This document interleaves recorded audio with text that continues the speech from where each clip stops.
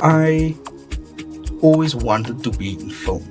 So I wanted to create music for film score. That was always my thing.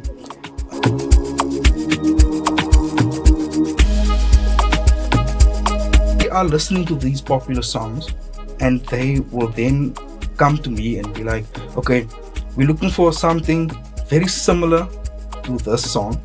We don't have the money to actually get that song. So can you make something very similar? Like similar beat, similar type of feel, but not that song. My name is Dulane McCabe, also go by Dully Beats. I'm a sound engineer, producer, composer, and yeah, that's basically it. I was in live engineering, but now I'm predominantly in the advert space.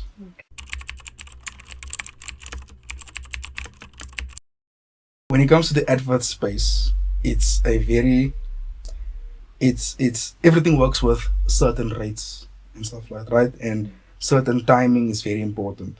So we work with 30 seconds or 35 seconds, 40 seconds and 45 seconds. It can go up to a minute, but everything needs to be round off numbers. So our sync deals normally work in the advert space is um, companies or advertising agencies would come through to the studio and then they normally record using a certain studio. And it doesn't matter which brand because you're normally the company, the agency has certain brands that they're recording for. A good example is Sandra would come and record at the studio, and then it would so happen to be that at that studio they have either a music library or they have a producer, a composer that's there, that works there, and after the recording happens, the in the brief that's normally sent, there's normally music that is required, and it's either use a library music or it's made from scratch if there's a budget for that.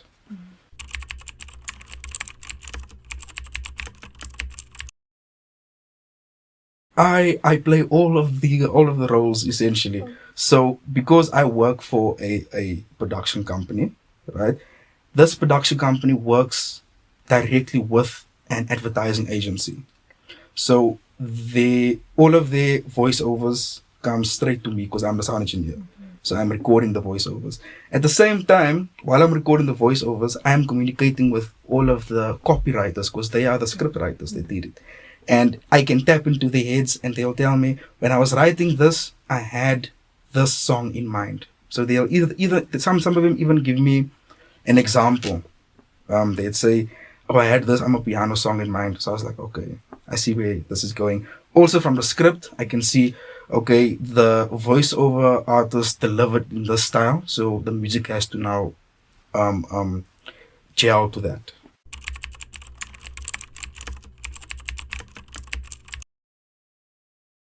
I always wanted to be in film, so I wanted to create music for film score. That was always my thing. And I always wanted to work on film. I knew I wanted to do something in sound. Music was there, and I was like, okay, you know what? I would like to do music composing, film scoring completely. That if that is my job title, I would love it. But you have to wear different hats in the industry, and we have to be prepared for that as well. So I got into this company, WTG Media House, and I am the sound engineer. And from being the sound engineer, I was just doing studio work. I am the recording voiceovers, mixing, mastering, and stuff. And then I started realizing, but I can start pushing music out as well because these adverts need music. And then that's how I started adding my own thing. Everything was free in the beginning. I just added music for free and stuff. And then I realized, okay, but this is actually a big thing and I should be making lots of money from this. And then the first big paycheck that I got was we did a recording for SARS. And that's where where they said, okay, they want this song, but can you make it similar? Like they want an orchestral piece, but very similar. The strings must move up like this, and it must go with the voice. So, but they want to use it exclusively for a year. And I was like, okay, no problem. I will do that for you. And then yeah, that was my first big deal. And then I was like, okay, I can do this. I can do this. So now the biggest thing is now just obviously I don't have a publisher, so I don't receive royalties. I don't do the royalty thing and stuff, even though I would like to. Um, the biggest thing is now just the costing and the pricing, because I use the rate card, the Capasso rate card. Um, even though I know I should be getting paid way more for my music and stuff, but I will remain until I get found, hopefully.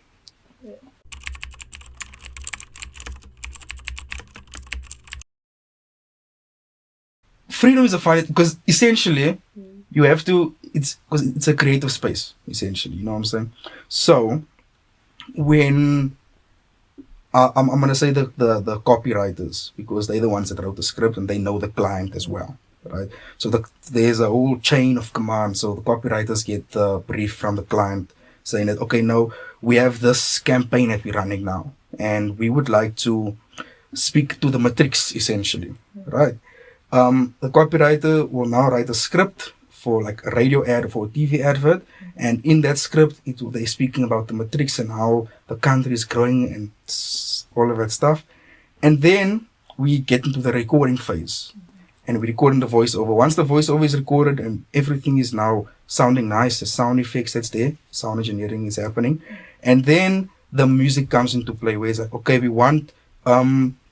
we're speaking to the matrix, so it has to be piano, but can you make it sound almost emotional? So that's how they normally speak. They say emotional, but piano.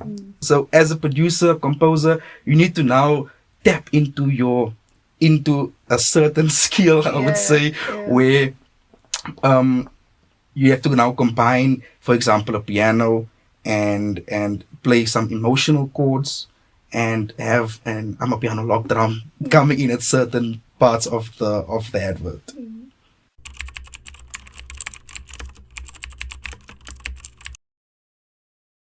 Um, a good experience. I'm not gonna say bad. It's a very challenging. Something that was very challenging for me was, I struggled to make piano, right? Because there's a certain rhythm when it comes to piano, right?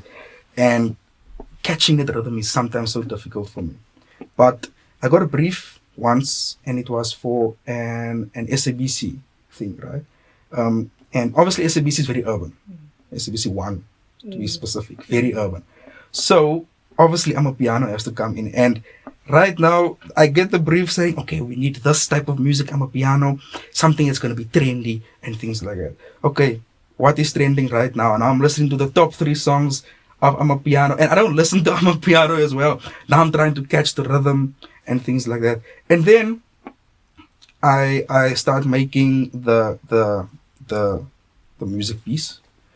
And midway into making my music piece, I'm realizing that, okay, this needs someone to speak of it, needs some voiceover, so some more direction in terms of how it would sound on radio and TV. Because remember, most advert campaigns, if something's done on TV, it needs to relate on radio, right? And vice versa, right? So my challenge when it came to the music was, okay, this is going to sound so good and look so good, people dancing on TV and things like that. Now, when a voiceover artist is going to be on it for radio, how would their delivery need to be?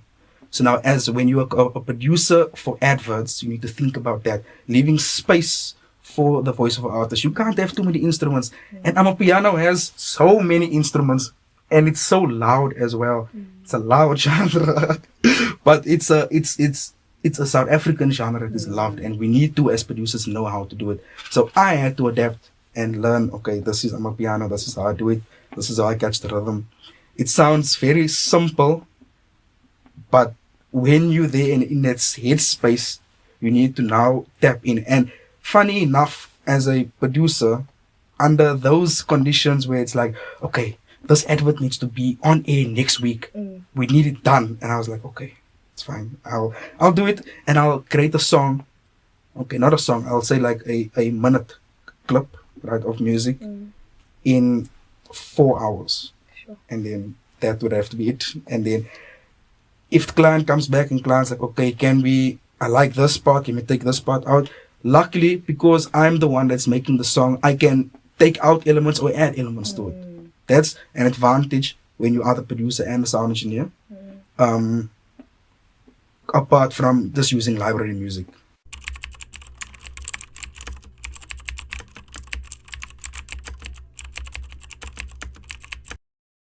So it really depends on the campaign, right?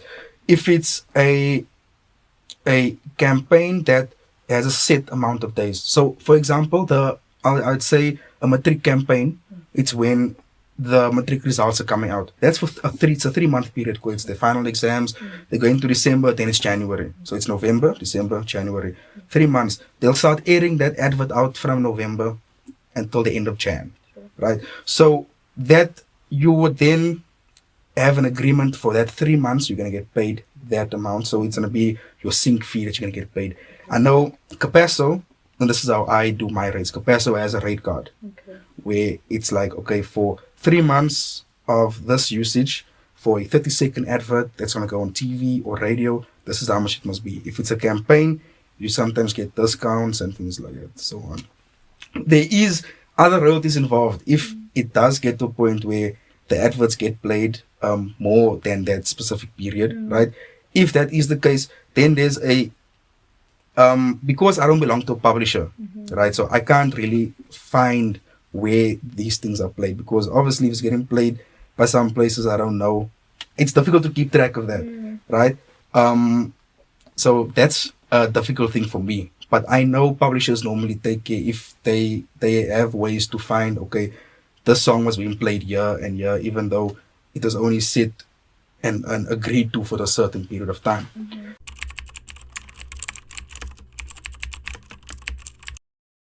Right now, I'm still new in the game. I'm still, I'm making good money that I never knew I could have made ever.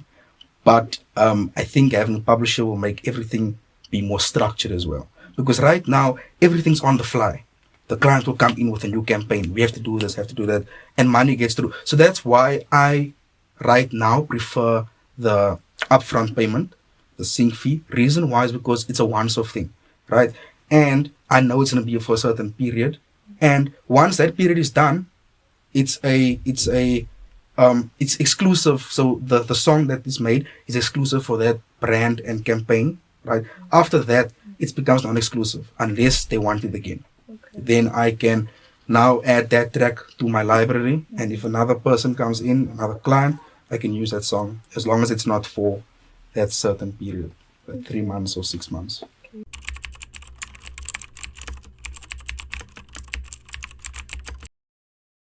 Piano is obviously popular, but it's popular for certain brands. Like I said, SABC, they're very urban, so they would use Piano, and they would use majority of the time a song that is very recognizable, right? So this is now if the brand is going to be doing something with it, almost where the brand is tying themselves to that piece of music.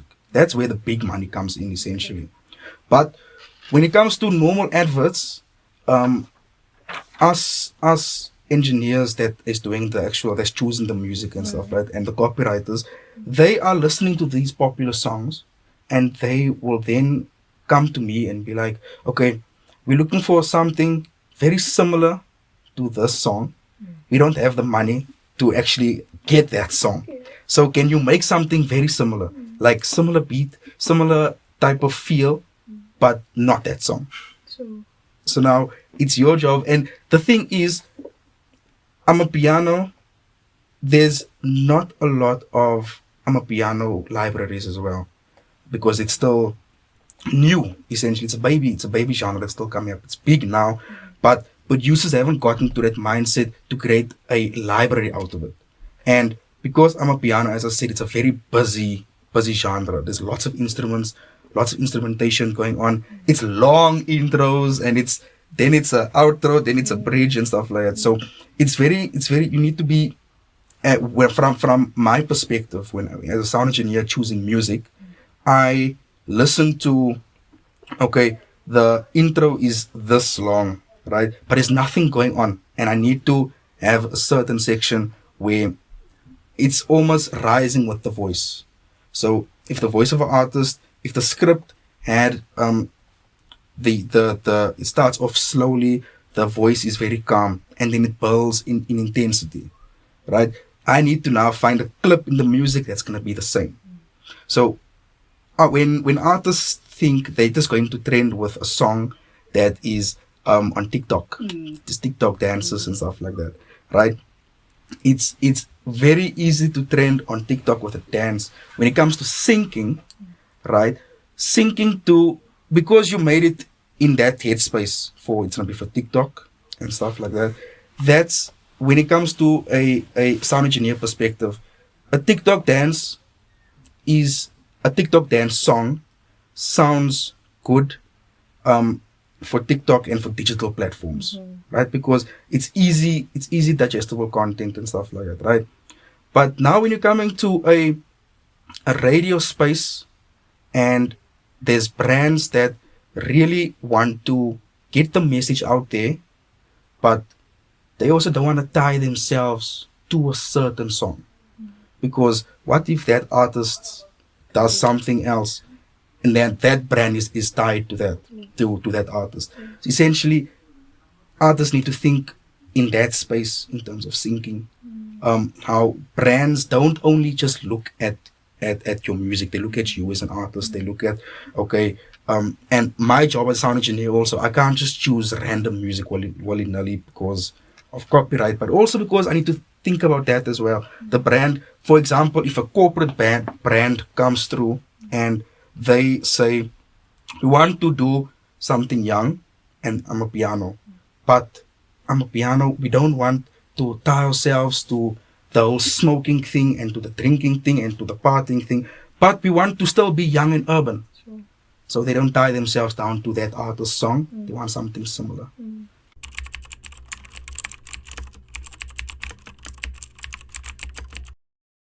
Oh, good question. Oh my word. It for me personally, right? I think it's especially in the TV space right now, the demand for music, because of social media and I'll use TikTok as a good example, because TikTok allows you to use certain music and stuff like that, and you can essentially create your own adverts using the TikTok's music and stuff. So it's done good and bad at the same time, right? Where is it good? It's good in terms of our music is being played on a larger platform now, right? As producers, composers, and if brands are now using the paid option and things like that, our music is used on a large platform. The bad part is that it lives there forever. Social media. So there is a once-off deal. So you're signing off your music. It belongs now to that company, because they're not going to delete the post anytime soon with your music on it. It belongs to them. So yeah, as a composer, producer, you need to be prepared to understand that your music, the deal you get with a brand, and it's gonna be for social media, right? It's gonna be there forever. Yeah.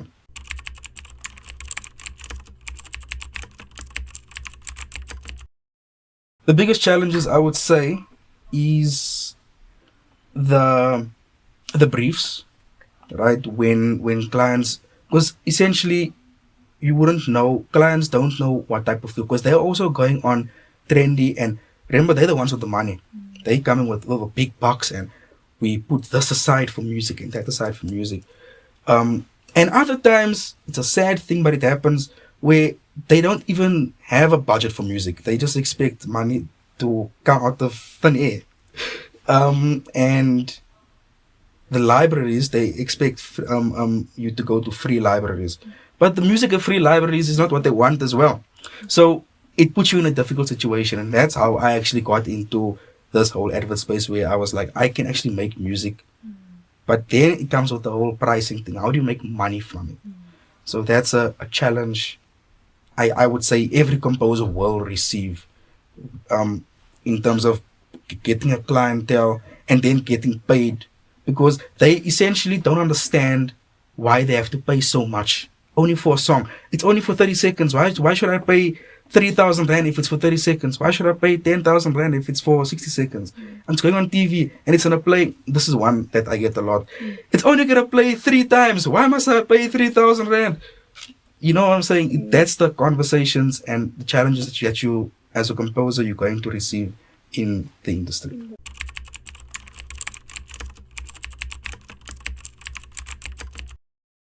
Don't throw away your music.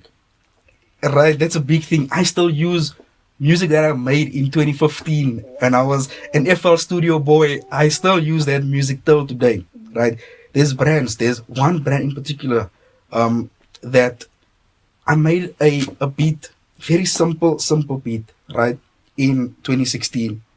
And bear in mind, I didn't even know how to make music back then. I was doing this all for fun. And I found it so funny. And I was like, let me just put this on there because it sounds so cool and things. And I didn't even have the project files for it. But I was like, it sounds so quirky and baby-like. And then I put it on a baby advert and it worked perfectly. And the client said, okay, can we actually have this? And I was like, okay, no problem. So don't throw away your music. You don't know where it will be used. You don't know when it can be used. So build your library slowly. Right? All your empty beats, all the stuff that your artists don't want to use, keep it for rainy days. That's what I always say. And then other advice I would say is, just keep and I would say be patient. Be patient with clients. Be patient with yourself as well, because you do get some down days where there's no inspiration coming through. It's like a block completely. There was times where I didn't know how to make a piano. I didn't know where to start. And then I would be watching YouTube tutorials and stuff like that, because you never stop learning. Watching YouTube tutorials, I'm like, okay, fine, this is it. Okay, and then I would do it. And I would find out that the simplest beats is what the clients actually like, because it's nice and simple. It gets the point across. The music is just there for underneath the voice, because remember, they're paying a lot for that voice over artist that's coming through. So the music needs to complement the voice. So yeah, that's that.